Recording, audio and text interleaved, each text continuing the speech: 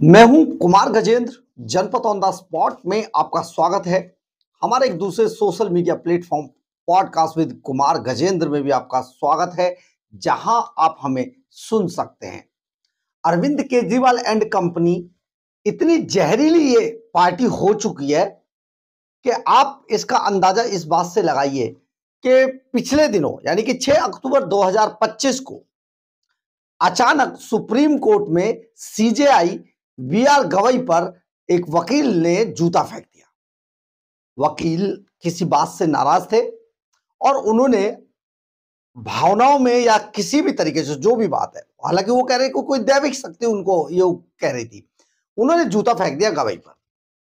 गवई साहब ने इतना बड़ा दिल दिखाया सीजेआई ने कि वकील साहब को मतलब बिना किसी कार्रवाई के उनको जाने दिया। ये एक बड़ा मामला हुआ। आज तक चीफ जस्टिस पर कम से कम ये ऐसी वारदात नहीं हुई थी। और आखिर सुप्रीम कोर्ट में वकील साहब कैसे चले गए, क्योंकि उनका कोई केस भी नहीं था, उनका कोई केस भी नहीं लगा था, वो भी उस बेंच के पास जहां पर सीजेआई की बेंच थी। खैर, ये एक बात थी, ये घटना थी, घटी। लेकिन इसको लेकर सबसे ज्यादा बवाल अरविंद केजरीवाल एंड कंपनी ने काटा। बवाल तो काटा काटा, साथ में अरविंद केजरीवाल का जो एकमात्र और अंतिम राज्य बचा है पंजाब, क्योंकि और तो कहीं पंजाब इनकी चली नहीं।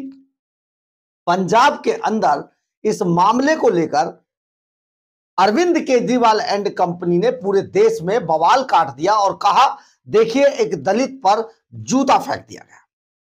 और इसको दलित वर्सेस स्वर्ण इस पूरे मामले को बनाने की कोशिश की गई।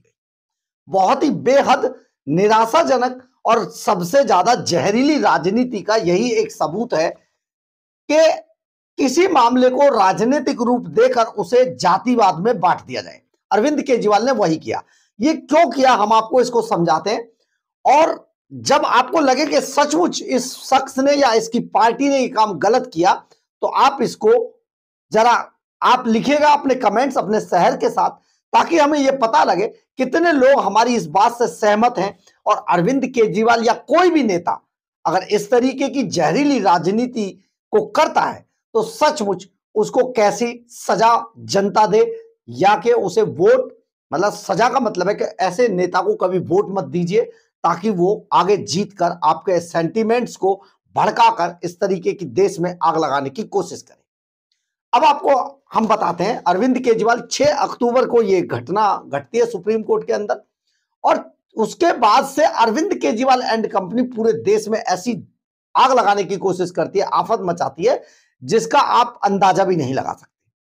आप सोचिए, इस पूरे मामले को दलित वर्सेस स्वर्ण कर दिया जाता है, और इस पर केजरीवाल की पार्टी ने दिल्ली में जो उनके नाकारा और बेरोजगार नेताजी सौरभ भारद्वाज है, पूरा एक बवाल काटा जाता है। जबकि इस पूरे गुब्बारे की हवा जो इस मामले में आरोपी, जिन पर आरोप लग रहे हैं, आरोपी भी हम उनको नहीं कहेंगे क्योंकि सीजेआई ने कोई कार्रवाई नहीं की है उस पर।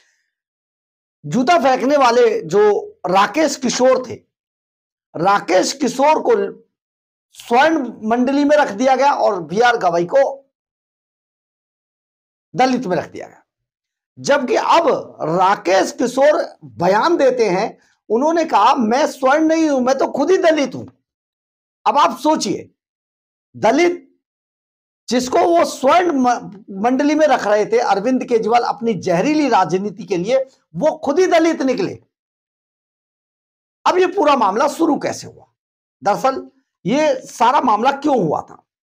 ये मामला इसलिए हुआ कि बीआर गवई ने पिछले दिनों विदेश में जाकर एक बयान दिया बुलडोजर कल्चर को लेकर, क्योंकि जो उत्तर प्रदेश में या कहीं पर भी अब जो दंगे होते हैं, उनमें जो लोग आरोपी होते हैं, जो जिस तरीके की जो आपराधिक चीजें चलती हैं, उनका सबसे हालांकि ये संवैधानिक है या नहीं, ये तो अभी बहस का विषय है, लेकिन उसके लिए जो आरोपी होते हैं, जिन पर आरोप लगते हैं, उनके मकानों को, घरों को गिरा दिया जाता है। अब आप समझिए कि पहले जो हमारी जो सभ्यता जहां से शुरू होती थी हमारे गांव देहात के अंदर, अगर इस तरीके की कोई घटनाएं आपराधिक रूप से होती थी तो उसका हुक्का पानी बंद कर दिया जाता था, समाज में उनको अलग थलग कर दिया जाता था, ये भी एक सजा हुआ करती थी।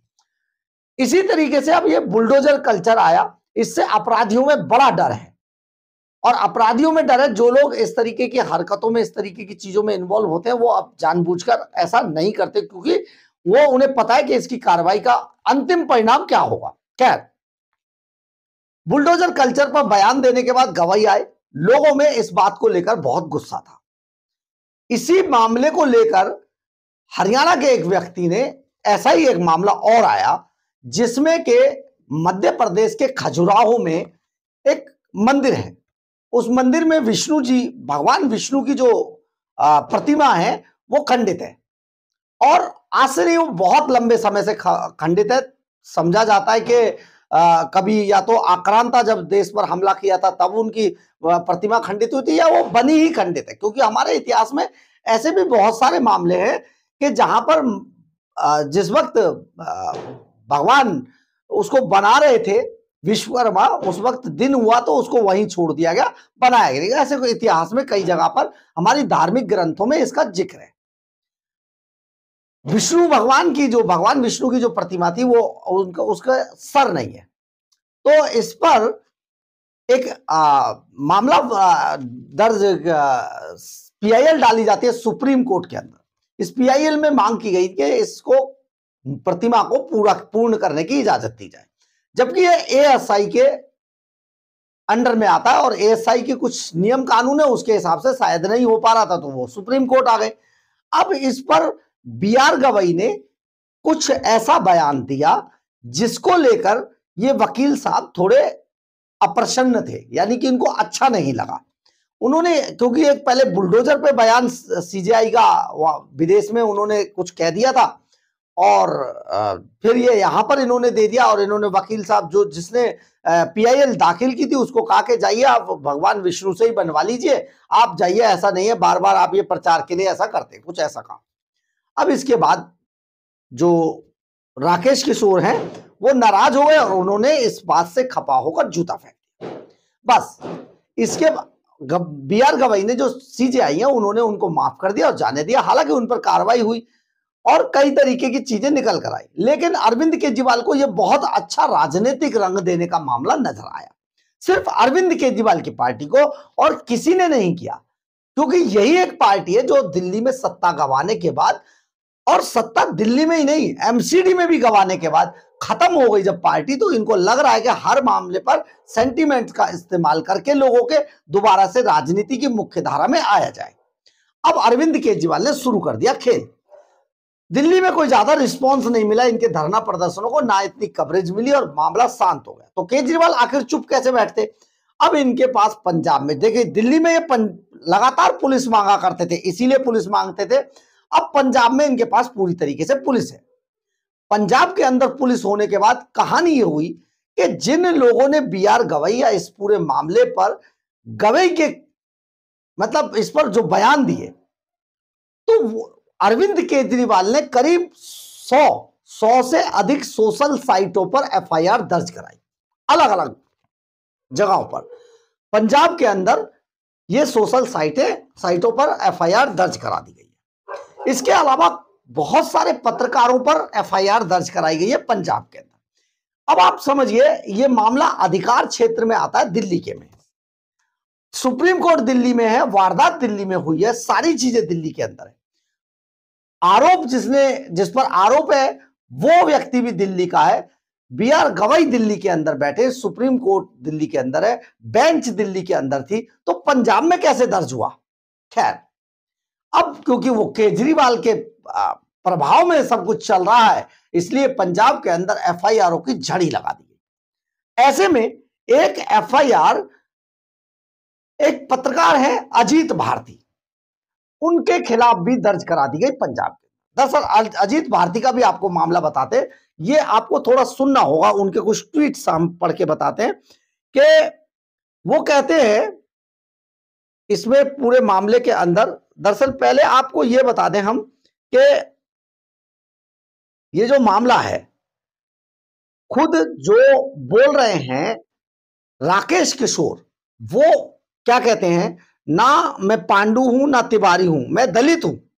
सीजेआई गवई पर हमला करने वाले राकेश किशोर करेंगे खजुराहो विष्णु मंदिर में अनशन, उन्होंने ये कहा है। अब वो अनशन पर बैठेंगे क्योंकि ये मामला अभी सुलझा नहीं है।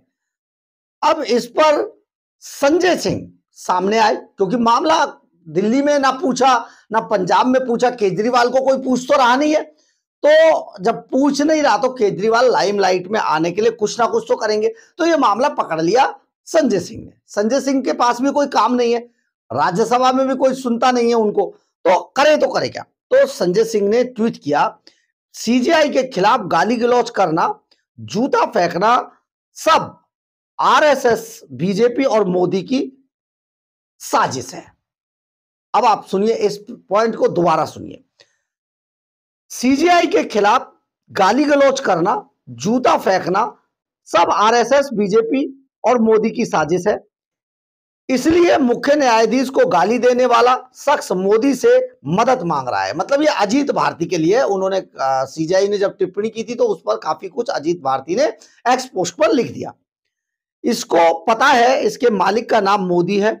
ब्राह्मणों सवर्णों को इस मामले में मत लाओ। तुमको किस ब्राह्मण सभा ने कहा कि सीजेआई को गाली दो? अजीत भारती के खिलाफ ये लिखा। अब अजीत भारती क्या लिखते हैं, पंजाब के मुख्यमंत्री ने कई जिलों में सैकड़ों सोशल साइटों, मीडिया साइट्सों पर हैंडल पर गैर जमानती धाराओं में एफआईआर कराई है। इस एफआईआर का इन सारे हैंडलों पर जो भी प्रभाव पड़े, परंतु यह आप याद रखिए कि इस कानून को हथियार बनाया जा रहा है, ये कहा। अब संजय सिंह जब कह रहे हैं कि ये सब आरएसएस और बीजेपी की साजिश है, तो हम आपको यहां पर यह बता देना चाहते हैं, 7 अप्रैल 2009 को सबसे पहली बार पूरी दुनिया के अंदर, देश नहीं, दिल्ली नहीं, पूरी दुनिया के अंदर 7 अप्रैल 2009 को अरविंद केजरीवाल के एक व्यक्ति शख्स जर्नैल सिंह ने तत्कालीन गृह मंत्री पी चिदंबरम पर उस वक्त जूता फेंका था जब वो 1984 के दंगों में सीबीआई से जगदीश टाइटलर को क्लीन चिट मिलने के बाद प्रेस कॉन्फ्रेंस कर रहे थे। उस वक्त जर्नैल सिंह ने जूता फेंका और बाद में उसी जर्नैल सिंह को अरविंद केजरीवाल ने विधानसभा का टिकट दिया वेस्ट दिल्ली से और वो विधायक बने। यानी कि सब कुछ अरविंद केजरीवाल के इशारे पर हुआ। और ये जूता फेंकने की जो पॉलिटिक्स हुई, ये अरविंद केजरीवाल एंड कंपनी ने शुरू की। तो फिर जूता फेंकना, हालांकि ये सब चीजें बहुत गलत थी, लेकिन इसकी शुरुआत करने वाले अरविंद केजरीवाल थे। अब एक और एएनआई का ट्वीट आपको बताते हैं। पंजाब पुलिस ने भारत के मुख्य न्यायाधीश को निशाना बनाकर पोस्ट और वीडियो बनाने के संबंध में कई शिकायतें मिलने के बाद कई जिलों में कई एफआईआर दर्ज किए हैं। पंजाब पुलिस के अनुसार यह कार्रवाई 100 से ज्यादा सोशल साइटों पर हैंडल्स पर नफरत और भड़काऊ सामग्री शेयर करने या उन्हें बढ़ावा देने का पता चलने के बाद की गई है। अब इसके बाद अजीत भारती क्या लिखते हैं, ये सुनिए। वो कहते हैं, पंजाब के मुख्यमंत्री ने कई जिलों में सैकड़ों सोशल मीडिया हैंडल्स पर गैर जमानती धाराओं में एफआईआर दर्ज कराई है। इस एफआईआर का इन सारे हैंडलों पर जो भी प्रभाव पड़े, परंतु ये आप याद रखिएगा कि इस कानून को हथियार बनाने में आपकी सबसे बड़ी भूमिका है। और यदि सीजेआई पर किसी ने टिप्पणी की भी है तो पंजाब सरकार का लोकस क्या है, क्या मैं पंजाब में हूं, बात सही है, क्या मैं पंजाब में हूं, क्या गवई या सुप्रीम कोर्ट पंजाब के अंदर है, या केवल यह कि पंजाब सरकार के पास पंजाब पुलिस है? बड़ा सवाल उठाया। पत्रकार का काम है सवाल उठाना। इस कानून की आड़ में ब्राह्मणों ने और स्वर्णों के नरसंहार की खुली धमकियां दी जा रही हैं। सुप्रीम कोर्ट परिसर से वकील स्वर्णों के चमड़ी के जूते बनाने की बात कर रही है और साथ ही वह अपने दलित होने का भी चर्चा करता है। यानी कि वो कह रहे हैं सुप्रीम कोर्ट का जो परिसर है उसमें वकील जो स्वर्णों के चमड़े के जूते बनाने की बात करें, मतलब जो वकील वहां पर है वो ऐसा कह रहे हैं। राजनीतिक व्यवस्थाओं की चक्की में यदि आपको इस तरह से पिसते लोग नहीं दिख रहे हैं क्योंकि उनकी संख्या से आपको या आपकी पार्टी को असर नहीं पड़ता, तो एक बार बोल दीजिए। यदि आप सीजेआई पर बोल सकते हैं तो स्वर्णों के नरसंहार की बात पर आपकी पूरी पार्टी से कोई भी बोलने वाला क्यों नहीं है? क्या सारे स्वर्ण आत्मदाह कर लें या लिखना बोलना छोड़ दें? ये अजीत भारती ने लिखा। अब इस पर आगे संजय सिंह ने ट्वीट किया कि संजय सिंह लिखने अजीत भारती के उस पर कि सीजेआई के खिलाफ गाली गलौज करना, जूता फेंकना सब आरएसएस, बीजेपी और मोदी की साजिश है। इसलिए मुख्य न्यायाधीश को गाली देने वाला शख्स मोदी से मदद मांग रहा है। यानी कि अजीत भारती ने जो वो ट्वीट किया वो मोदी को के लिए किया, प्रधानमंत्री मोदी को किया कि आप इस पर कुछ कीजिए। अब वो संजय सिंह का आ गया, मुख्य न्यायाधीश और गाली देने वाला शख्स मोदी को मदद मांग रहा है। इसको पता है कि इसके मालिक का नाम मोदी है। ब्राह्मणों स्वर्णों को इस मामले में मत लाओ। तुमको किस ब्राह्मण सभा ने कहा कि सीजेआई को गाली दो? ये संजय सिंह अजीत भारती को लिखते हैं। और संजय सिंह जब अजीत भारती के खिलाफ ये ट्वीट करते हैं तो इसके अलावा अजीत भारती फिर उसे जवाब देते। उनका जवाब भी, हालांकि क्योंकि देखिए संजय सिंह राज्यसभा सांसद है, लेकिन जैसा चल रहा था उसके हिसाब से उन्हें भी जवाब दिया।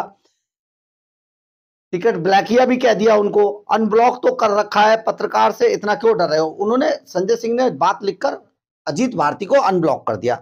तुम सब मिलकर ब्राह्मणों सवर्णों के ठेकेदार क्यों बन रहे हो?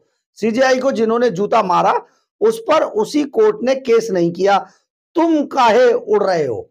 ये लिखा अजीत भारती ने संजय सिंह को, क्योंकि ये बार बार जिस तरीके की भाषा बोल रहे थे संजय सिंह, ये बेहद शर्मनाक थी।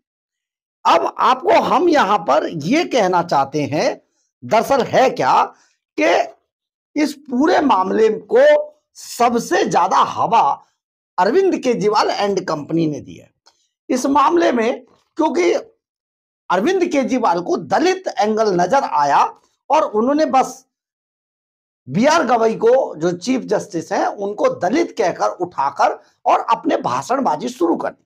लेकिन बाद में इस पूरे दलित गुब्बारे की हवा निकल गई। अब अरविंद केजरीवाल को मुंह छिपाने के लिए जगह नहीं बची, क्योंकि बाद में खुद राकेश किशोर ने कह दिया कि मैं तो खुद ही दलित हूं। उन्होंने बाकायदा ट्वीट भी कर दिया, उन्होंने बोल दिया, बयान दे दिया। इस पर अरविंद केजरीवाल एंड कंपनी को बड़ा सेटबैक लगा। अब इसको वो कैसे पचा पाते? तो उन्होंने पंजाब के अंदर बहुत सारे पत्रकारों पर, बहुत सारी सोशल मीडिया साइट्स पर ये एफआईआर नॉन अवेलेबल सेक्शन में दर्ज करा दी। इस पर पूरे देश में बवाल मच गया। लेकिन सबसे बड़ी बात यह है, अरविंद केजरीवाल एंड कंपनी की पूरी पोल खुल गई कि आखिर उनका मतलब कहां से आया। इस राजनीति को दलित एंगल देने की अरविंद केजरीवाल कोशिश क्यों कर रहे थे? हम आपको इसमें बताते हैं कि क्योंकि अरविंद केजरीवाल दिल्ली के अंदर उनकी सरकार थी, 10 सालों तक झूठ, मक्कारी, चोरी, लूट, डकैती, इस पर शासन किया, दिल्ली के खजाने को लूट लिया। और जब दिल्ली की जनता को ये समझ आया तो उन्होंने निकालकर केजरीवाल को बाहर फेंक दिया। इतना ही नहीं, दिल्ली से तो गए एमसीडी से भी निकाल दिया। अब पूरी राजनीति खत्म हो गई। पूरी राजनीति खत्म होने के बाद अब अरविंद केजरीवाल की सिर्फ पंजाब में 15 महीने की सरकार बची है। ऐसे में वो फड़फड़ा रहे और उनको ये बात पता है कि पंजाब में अब उनके 4 एमएलए भी नहीं जीतने वाले, यानी कि जमानतें जब्त है। तो ऐसे में केजरीवाल कोई ऐसा एंगल ढूंढ रहे हैं, चाहे कितना ही जहरीला क्यों ना हो, कि वो किसी भी तरीके से अपनी पार्टी की साख को, अपनी साख को बचाना चाहते हैं, क्योंकि साख अरविंद केजरीवाल की भी खत्म हो गई। दिल्ली के अंदर सारे चुनाव हार गए। तो आप सोचिए, आज वो एक पार्षद तक नहीं है, एक मुखिया, एक प्रधान भी नहीं है।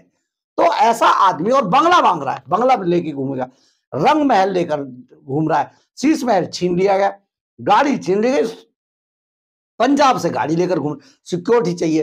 तो आप ये समझिए कि ये व्यक्ति किस तरीके से जहरीली राजनीति कर रहा है और इनकी पूरी पार्टी जहरीली टैगलाइन पर चल रही है। लेकिन अब देश और जो हमारी दिल्ली है उसकी जनता केजरीवाल को नफरत की नजर से देख रही है, क्योंकि ये इसी लायक हैं जहां जाते हैं उस स्टेट को, उस जगह को बर्बाद कर देते हैं। तो इसलिए एक पूरा मामला चल रहा है, लेकिन इसकी हवा निकल चुकी है। बहरहाल, अगर आपको हमारी ये खबर अच्छी लगे तो आप इसे लाइक, सब्सक्राइब और शेयर जरूर करें। कमेंट्स बॉक्स में अपनी राय जरूर लिखें। इससे हमें बहुत बहुत बहुत ऊर्जा मिलती है। जय हिंद,